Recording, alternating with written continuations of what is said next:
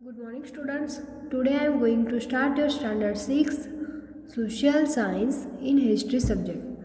Your chapter number 7 new questions and ideas.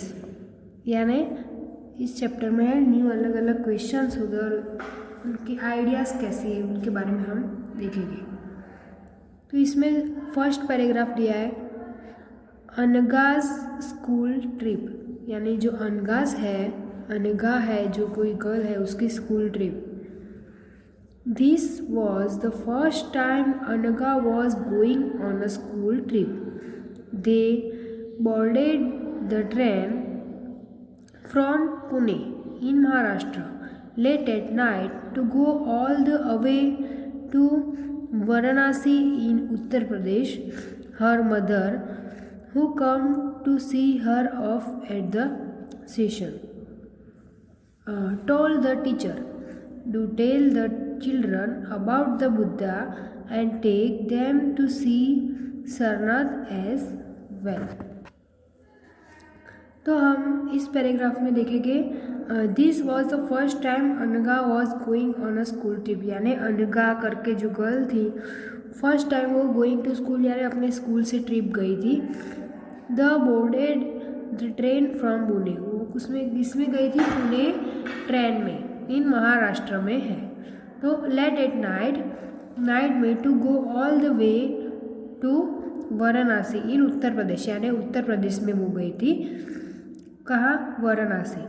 Her mother who came to see her off at the station, यानी उसकी जो mother थी उसे लेने मतलब स्टेशन गई थी। See her off at the station, told the teacher, तो उसकी टीचर ने कहा do tell the children about the Buddha and take them to see Sarnath as well, यानी उसकी केयर करने, टेक देम उसको मतलब ट्रिप से जब वापस आए तो चिल्ड्रंस को जो बुद्धा थे वो टीचर्स जो थे वो उन्होंने अपने मतलब जो भी चिल्ड्रंस थे उनको अपने पेरेंट्स के साथ भेज दिया, ऐसा कहा।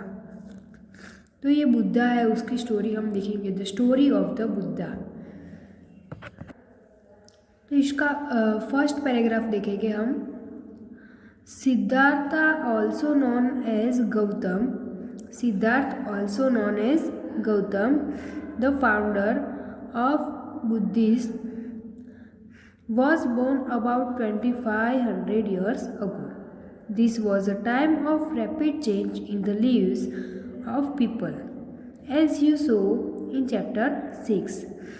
Some kings in the Mahajanpad were growing more powerful, new cities were developing and life was changing in the villages as well. See chapter 10. Many thinkers were trying to understand these changes in society. They also wanted to try and find out the true meaning of life.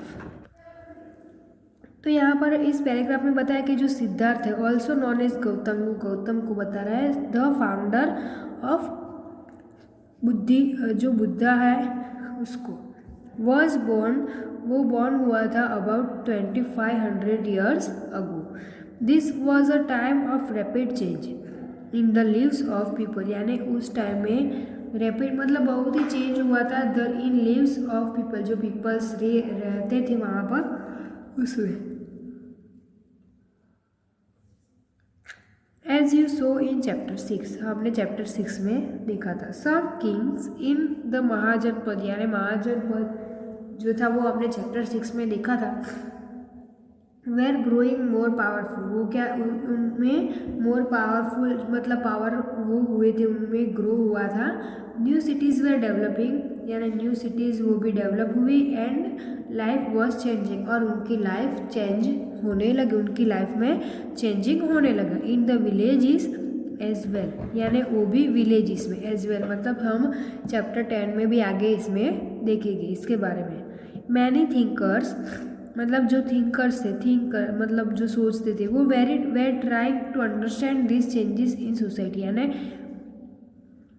जो मतलब people थे वो लोग बहुत think करते थे, try करते थे अंडरस्टैंड चेंजेस इन सोसाइटी, उसमें चेंजिंग लाने के लिए बहुत ट्राई करते थे। They also wanted to try and find the true meaning of life, यानी उन्होंने बहुत ट्राई किया फाइंड आउट, एंड बाद में उन्होंने क्या किया, फाइंड किया true meaning of life, life का ट्रू मीनिंग किया। उसके बाद नेक्स्ट पैराग्राफ लिखेंगे, the Buddha belong to a small gana known as the Shakya Gana and was a Kshatriya. When he was a young man, he left the comforts of his home in search of knowledge. He wandered for several years, meeting and holding discussion with other thinkers. He finally decided to find his own path, the realization, and meditated for days on and under a peepal जो tree है उसकी बात के at Bodh Gaya in Bihar, where he attained enlightenment. After that he was known as the Buddha और the wise one. He then went to Sarnath near Varanasi where he taught for the first time. He spent the rest of his life traveling on foot, going from place to place, teaching people, or till he passed away at Kushinara. तो इस paragraph में बताया है, the Buddha belong to a small gana known as the Shakya gana, यानी जो बुद्धा था वो belong करता था small gana known as the शक्य गना, वो क्या था, शक्य गना, एंड वॉज अ क्षत्रिय। तो वो when he was young man, यानी वो जो क्षत्रिय था वो यंग मैन था। बुद्धा बिलोंग करता था स्मॉल गना, यानी स्मॉल गना को बिलोंग करता था, वो नॉन एज उसे क्या कहा जाता था, शक्य गना भी, एंड वॉज वो जो क्षत्रिय था, क्षत्रिय की उसको क्षत्रिय भी कहा जाता था। When he was a young man, वो क्या था, यंग मैन थे। He left the comforts of his home in search of knowledge, यानी वो लोग कम्फर्ट्स भी करते, left the comforts of his home in a search knowledge, यानी उनके नॉलेज में भी वो सर्च करते थे।